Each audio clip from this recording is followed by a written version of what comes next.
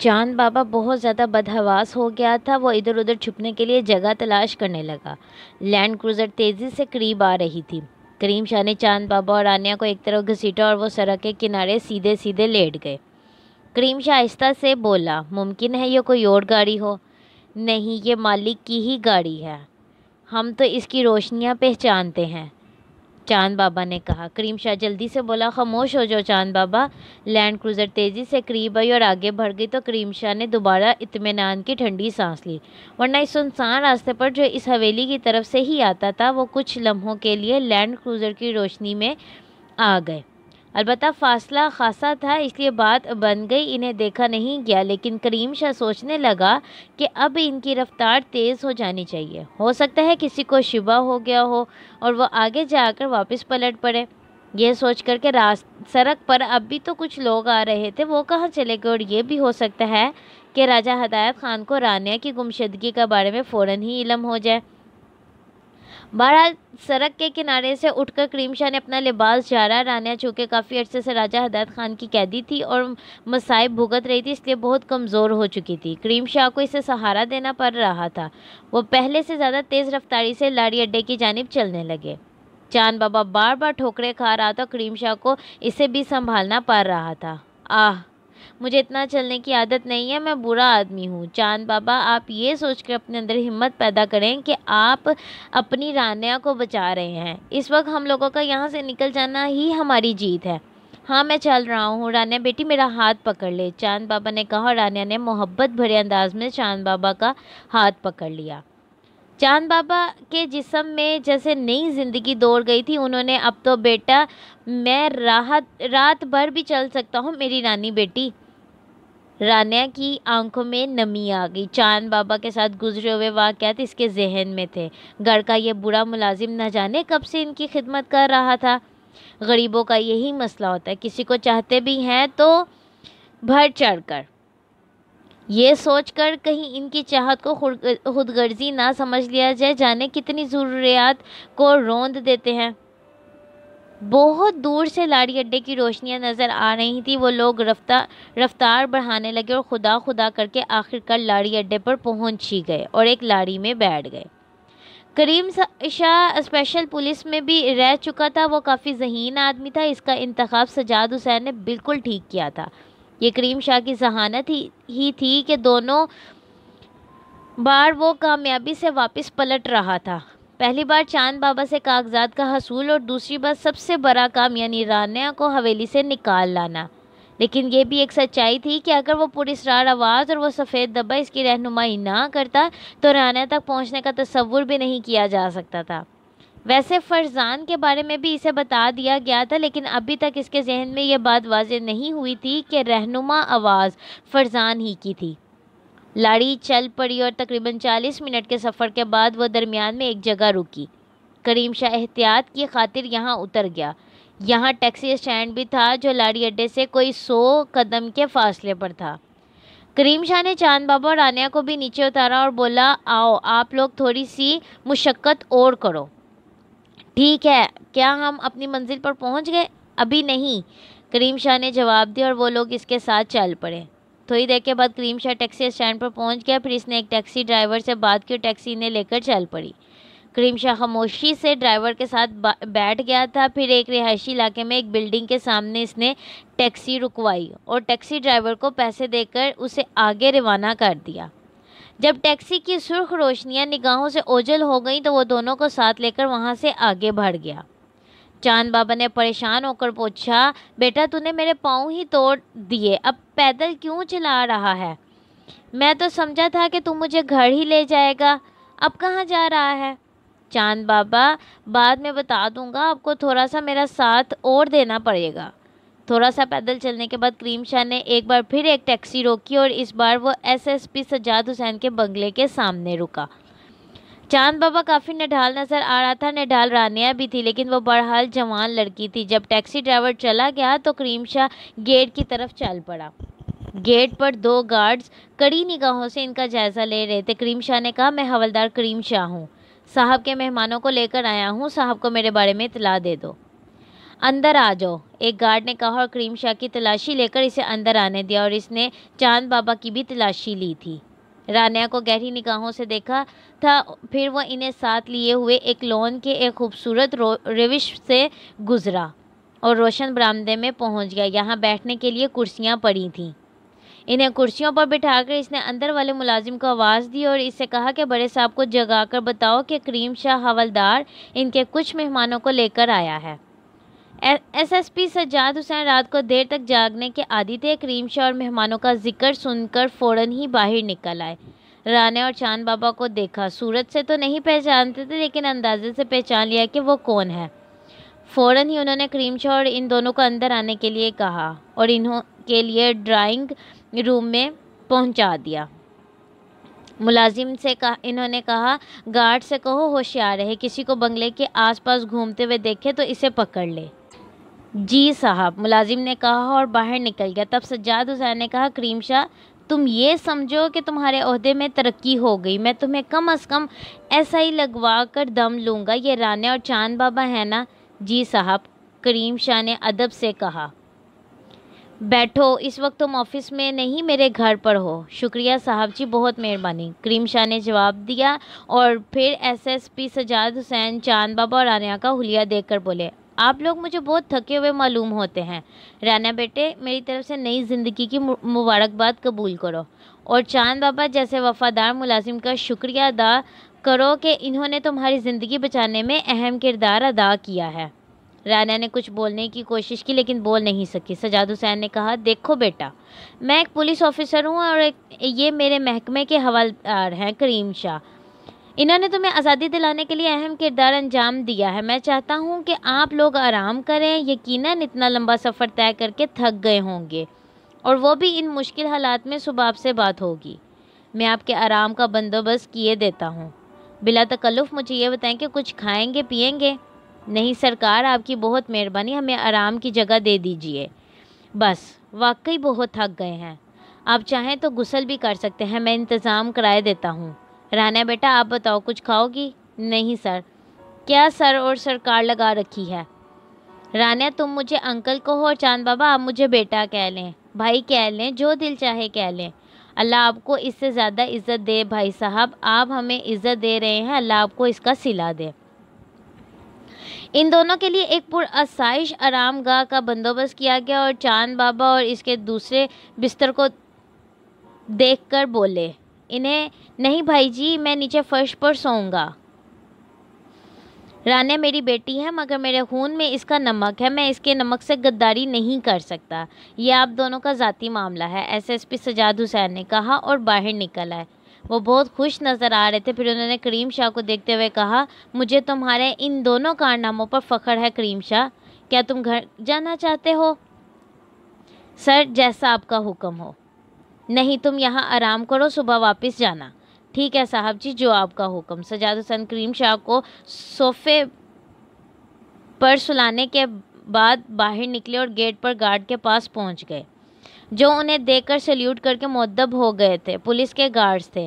دیکھو تم لوگوں کو خصوصی طور پر ہوشیار رہنا ہے، یہ جو مہمان آئے ہیں ان کے کچھ دشمن ہیں جو ان کا تعاقب کر سکتے ہیں، چنانچہ الرٹ رہو۔ یس سر، دونوں گارڈز نے ایڑیاں بجا کر کہا۔ سجاد حسین اپنے بیڈ روم کی جانب واپس چل پڑے لیکن کوشش کے باوجود وہ سو نہیں سکے تھے۔ سینئر پولیس آفیسر تھے، زمانے کے الٹ پھیر جانتے تھے۔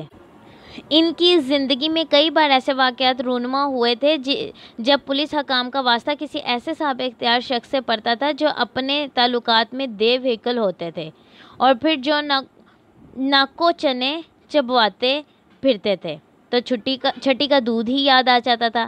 راجہ ہدایت خان نے انہیں باقاعدہ ٹکر لینی تھی اور اس کے لیے وہ خود کو تیار کر رہے تھے۔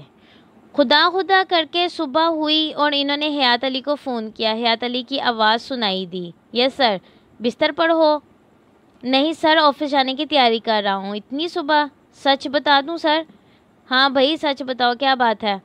سر جب سے ثنا مجھ سے جدا ہوئی ہے میں نے باقاعدہ نماز شروع کر دی ہے۔ سر میں بات کو کبھی اپنے دل سے نہیں نکال سکتا کہ ثنا کو میں نے اپنے ہاتھوں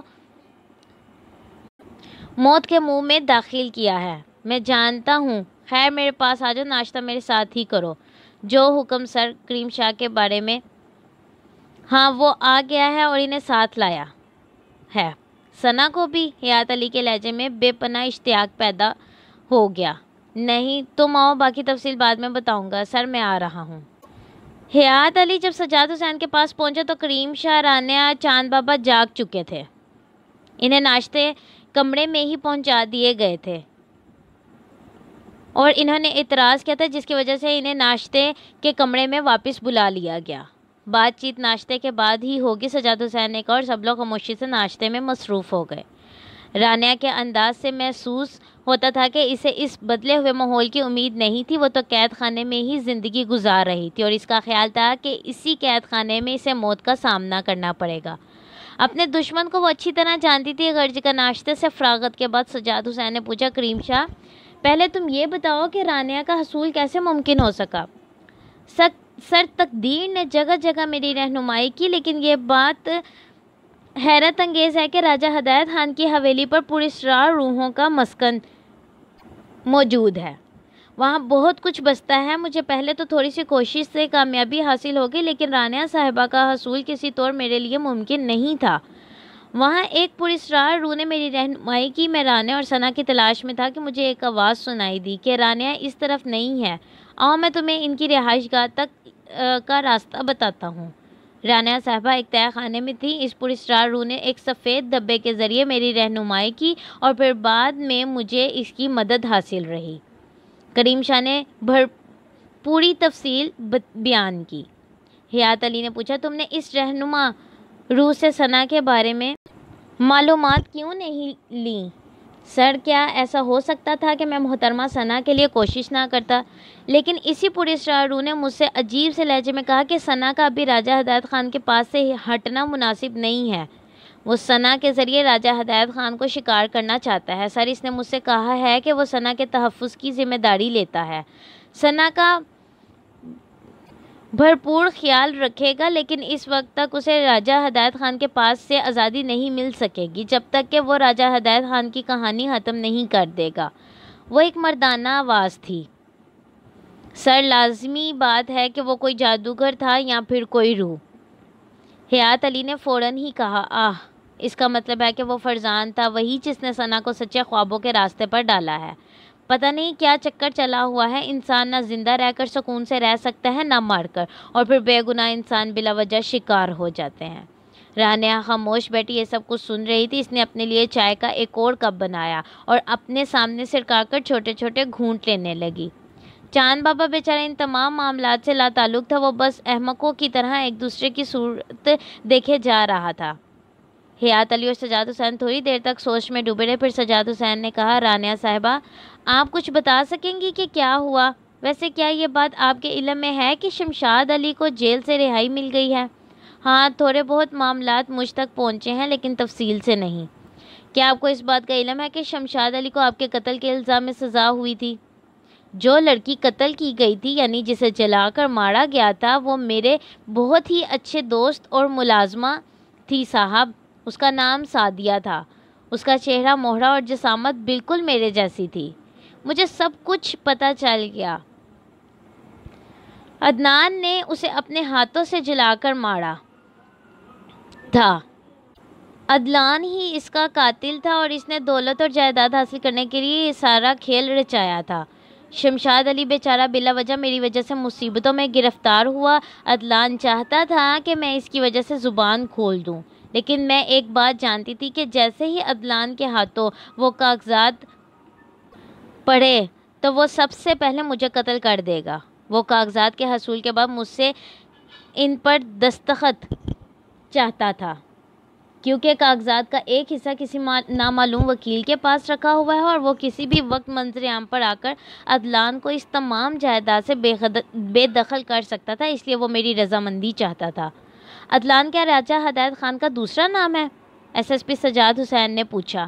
آپ نہیں جانتے؟ رانیہ حیرت سے بولی۔ کیا وہ راجہ ہدایت خان نہیں ہے؟ وہ عدنان ہے، ایک انتہائی کمینہ صفت انسان۔ اس انکشاف نے سب کے ہوش اڑا دیے۔ خود چاند بابا پھٹی پھٹی آنکھوں سے رانیہ کو دیکھ رہا تھا۔ میں سچ کہہ رہی ہوں جناب، عدلان کی کہانی بالکل الگ ہے۔ وہ راجہ ہدایت خان نہیں ہے، وہ عدلان ہے، ایک الگ خاندان کا فرد۔ یہ تو بڑی لمبی کہانی ہے، آپ سنیں گے تو دنگ رہ جائیں گے۔ سجاد حسین، حیات علی اور باقی تمام لوگ ششدر رہ گئے تھے۔ وہ دیر تک گنگ رہے، پھر رانیہ نے کہا، عدلان بہت ہی شاطر انسان ہے، میں اس کے بارے میں آپ کو تفصیل بتاؤں گی۔ اور راجہ ہدایت خان نے کہا، آپ یقین کریں، بلکہ راجہ ہدایت خان سے کہا کہ آپ یقین کریں، میں نہیں جانتی، لیکن مجھے علم ہے کہ وہ عدلان کا قیدی ہے۔ میرے خدا، سجاد حسین کے منہ سے نکلا اور وہ سر پکڑ کر بیٹھ گئے۔ حیات علی بھی حیرت میں ڈوبا ہوا تھا۔ بہرحال کچھ دیر کے بعد سجاد حسین نے گردن اٹھائی، بولے، حیات علی، ان واقعات نے دماغ کی چولیں ہلا دی ہیں، ذرا غور کرو کہ حالات کس سمت جا رہے ہیں۔ اب بتاؤ ہمیں کیا کرنا ہے؟ ان حالات میں جناب سب سے پہلے ہمیں رانیہ صاحبہ کی حفاظت کا بندوبست کرنا ہے، یہ ابھی سخت خطرے میں ہے۔ ایک بات بتائیں گے جناب آپ مجھے؟ رانیہ نے کہا۔ ہاں کہیے، کیا میں شمشاد علی سے مل سکتی ہوں؟ تھوڑا سا توقف کر لیں رانیہ، ہمیں ایک ایک قدم پھونک پھونک کر اٹھانا پڑ رہا ہے۔ آپ سے ہم عدلان کے بارے میں تفصیلات ضرور معلوم کریں گے۔ راجہ ہدایت خان کے خلاف ہمارے دل میں نفرتوں کے جو پہاڑ بنے ہوئے تھے، آپ نے وہ پہاڑ گرا دیے، لیکن عدلان؟ سجاد حسین ایک بار پھر گردن جھکا کر بیٹھ گئے تھے۔ کافی دیر تک وہ سوچوں میں ڈوبے رہے تھے اور اس کے بعد انہوں نے کہا، قید کے دوران راجہ ہدایت خان، آپ کے کہنے کے مطابق اب ایک بالکل ہی نئے شخص عدلان نے آپ پر تشدد تو کیا ہوگا؟ ہاں، کئی بار اس نے مجھے اپنے ناپاک ہاتھوں سے مارا پیٹا، مجھے حویلی سے دور ایک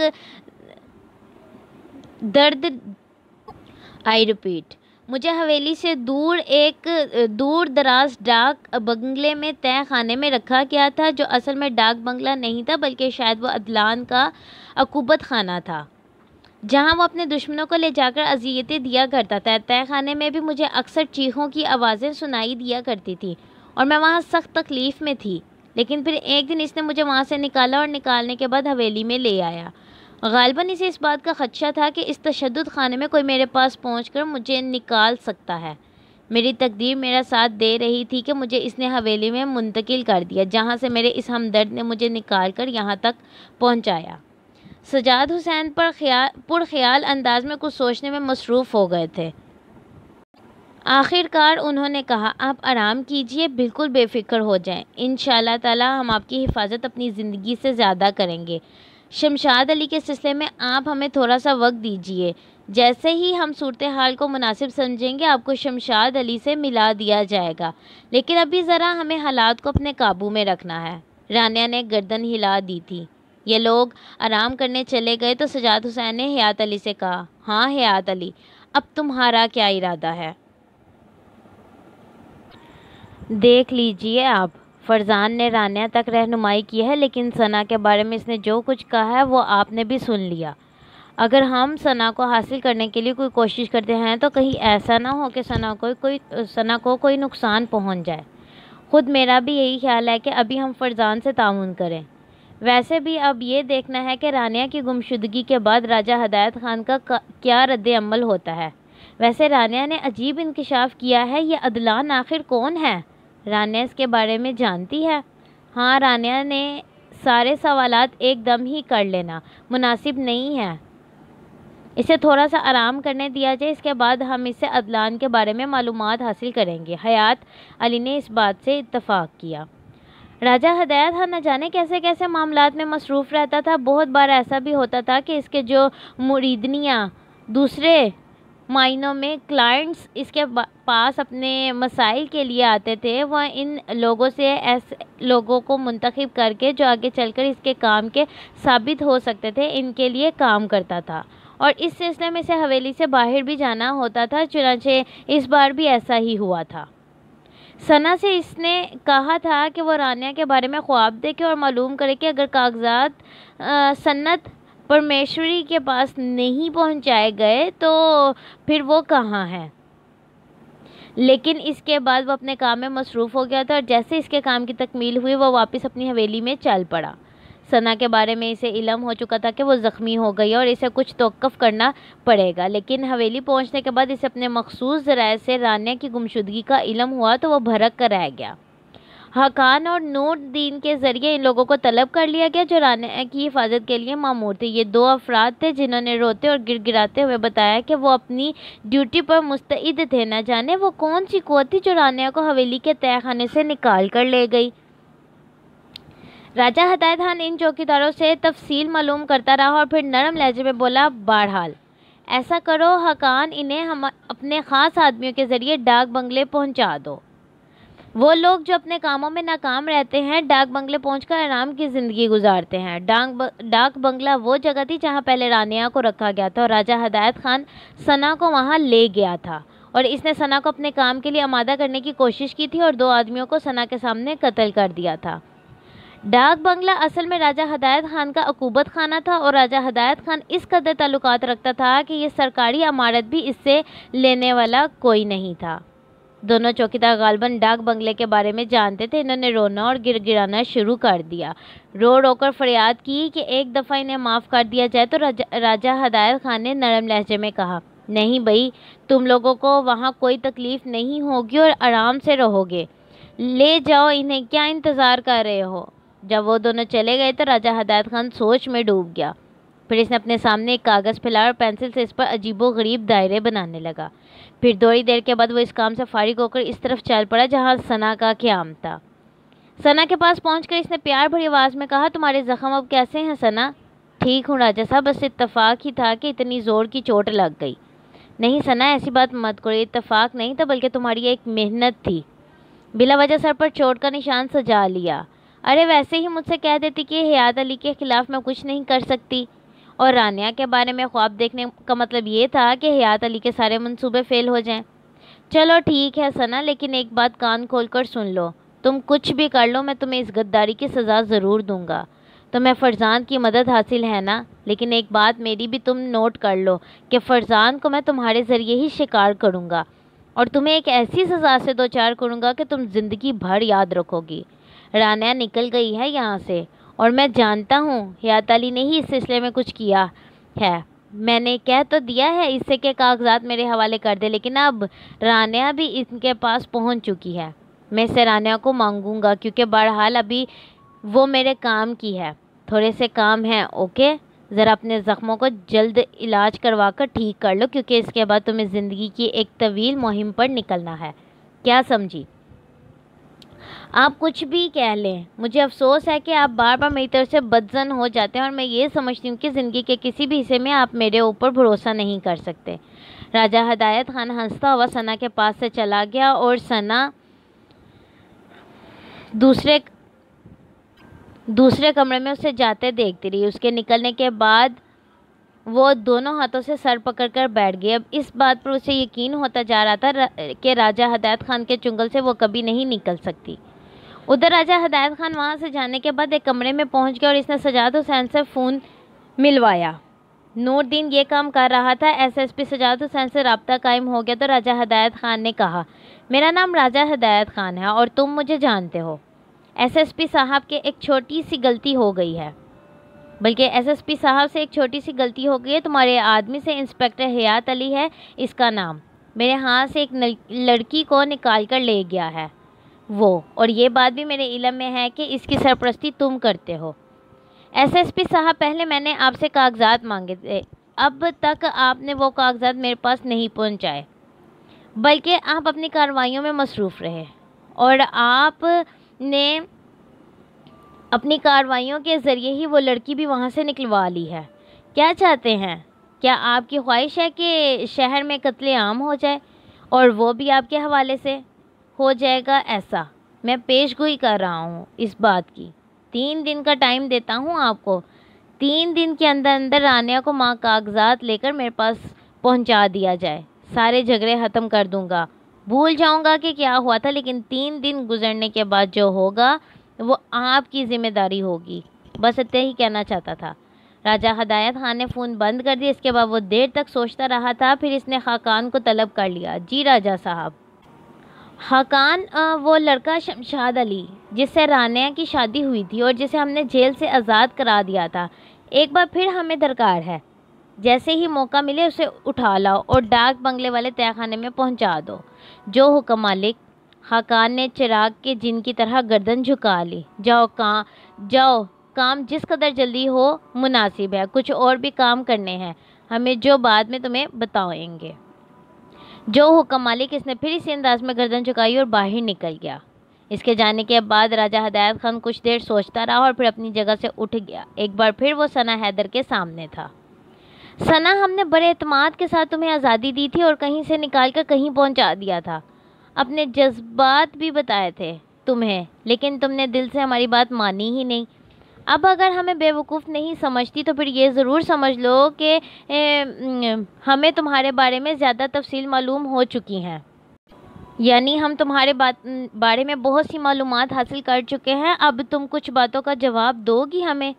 ثنا نے بے بسی سے راجہ ہدایت خان کو دیکھا اور بولی، میں تو آپ کی ہر بات کا جواب دینے کی پابند ہوں راجہ صاحب۔ پہلے پابند نہیں تھی، اب البتہ ہو گئی ہوں، مجبوری ہے ثنا۔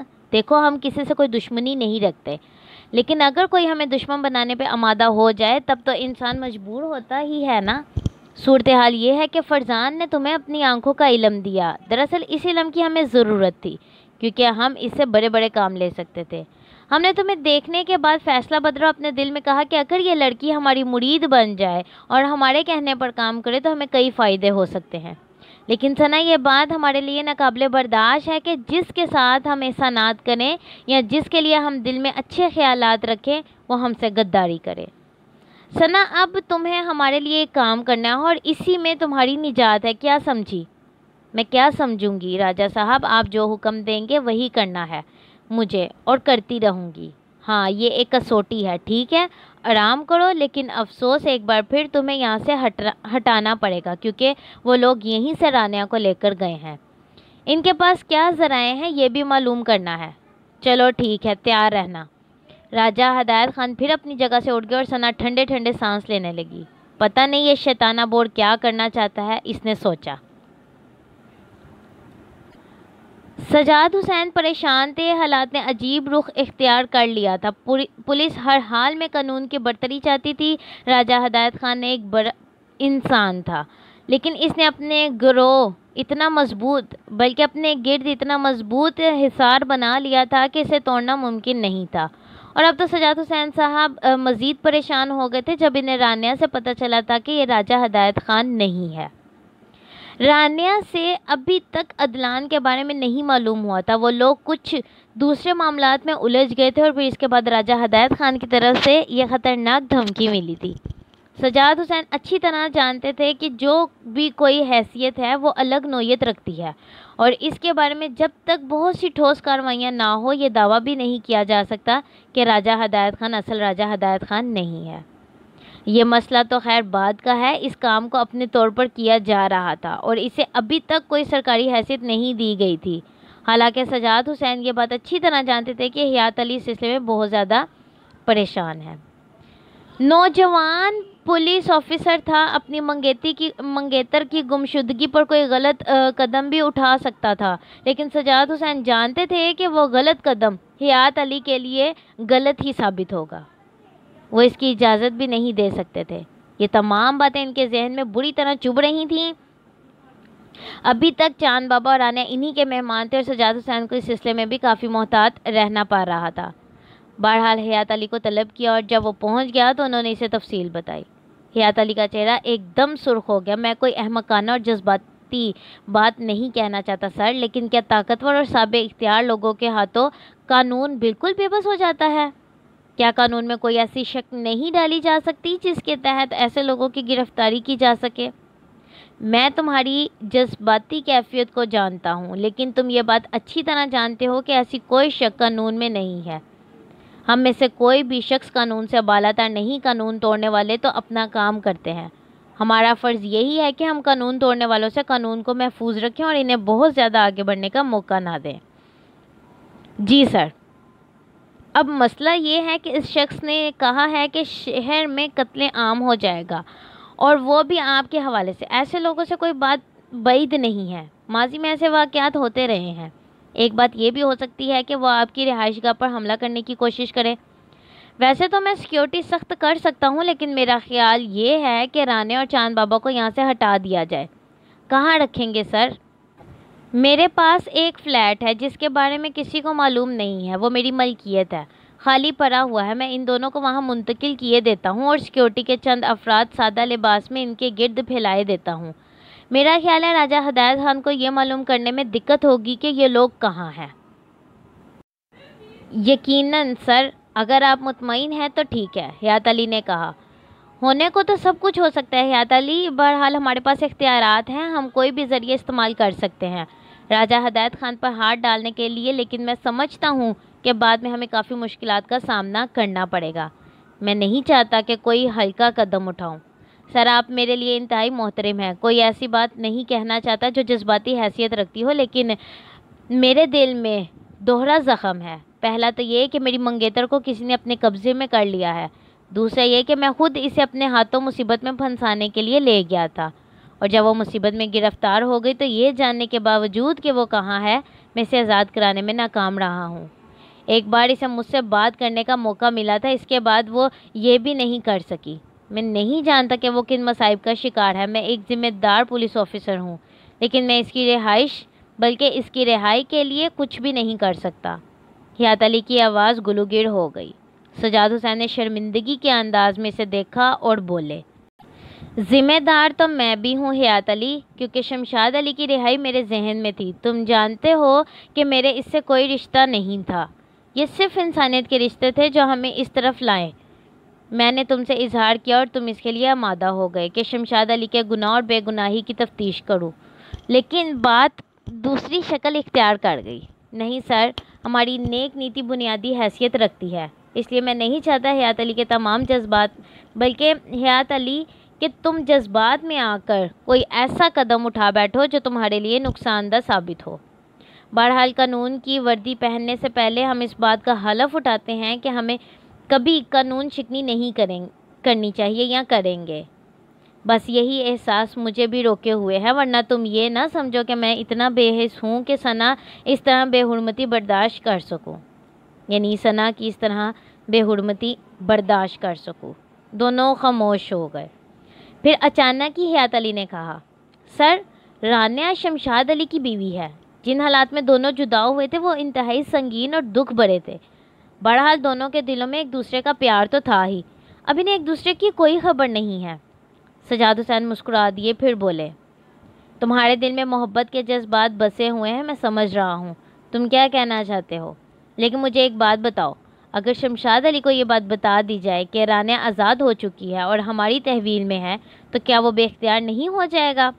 ہو تو جائے گا سر، لیکن مصلحت اس کی اجازت نہیں دیتی کہ اسے رانیہ کے پاس پہنچا دیا جائے، اور خاص طور سے ان حالات میں جب کہ راجہ ہدایت خان ہمیں یہ دھمکی دے رہا ہے، وہ یقینی طور پر اس دھمکی کو عملی جامہ پہنانے کی کوشش بھی کرے گا۔ میں سمجھ رہا ہوں، پہلے ذرا رانیہ سے عدلان کی تفصیل معلوم ہو جائے، ہو سکتا ہے ہمیں کوئی ایسا سراغ مل جائے جو راجہ ہدایت خان کی طرف ہماری رہنمائی کر سکے کہ وہ کہاں ہے۔ عدلان کا ماضی رانیہ کو ضرور معلوم ہوگا۔ ہاں یہ تو ہے، لیکن میرا خیال ہے اس سے پہلے ہم رانیہ کو اس فلیٹ میں منتقل کرنے کا کام کریں۔ آپ مجھے حکم دیجئے سر۔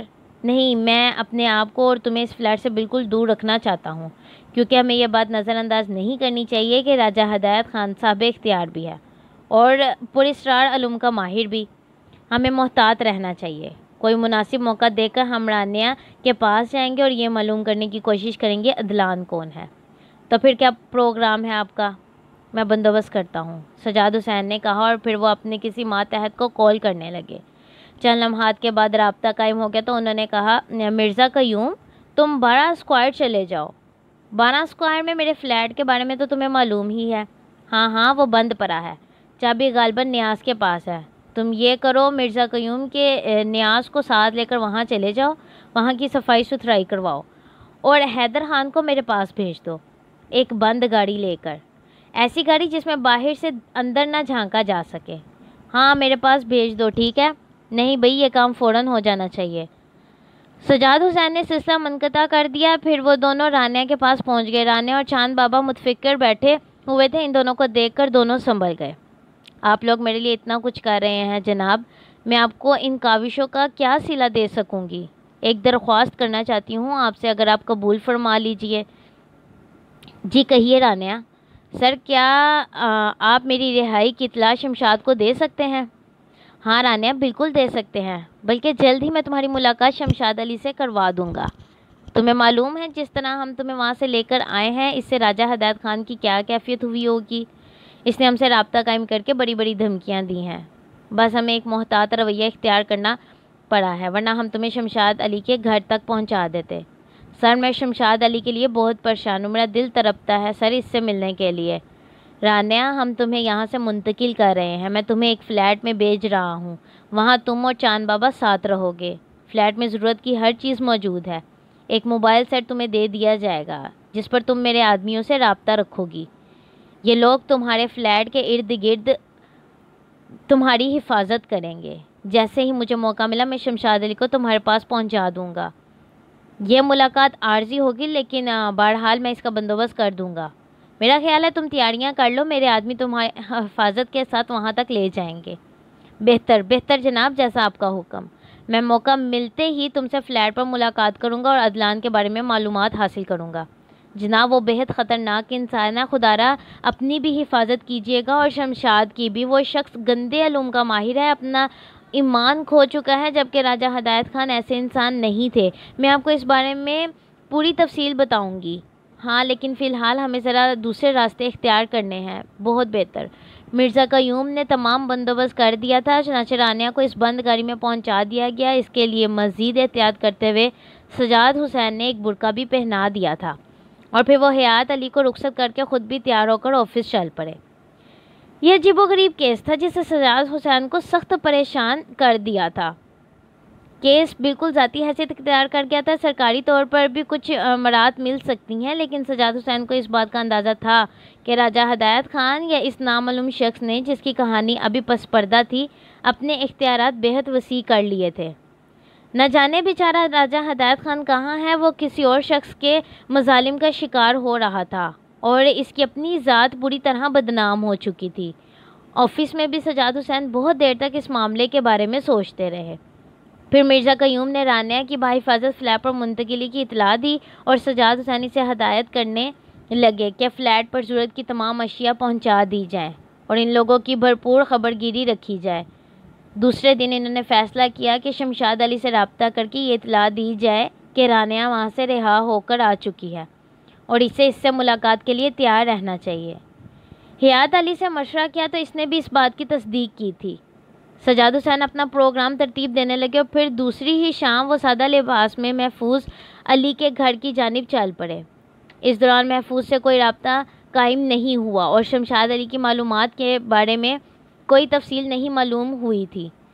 بالکل ہی بدلے ہوئے انداز میں وہ محفوظ علی کے گھر پہنچے، دروازے پر دستک دی تو محفوظ علی نے ہی دروازہ کھولا تھا، لیکن اندر کے حالات کچھ بہتر نظر نہیں آ رہے تھے۔ محفوظ علی نے دھندلائی ہوئی آنکھوں سے انہیں دیکھا اور شاید پہچان لیا۔ وہ روندی ہوئی آواز میں بولے، بھائی صاحب، میرے شمشاد کو اغوا کر لیا گیا ہے۔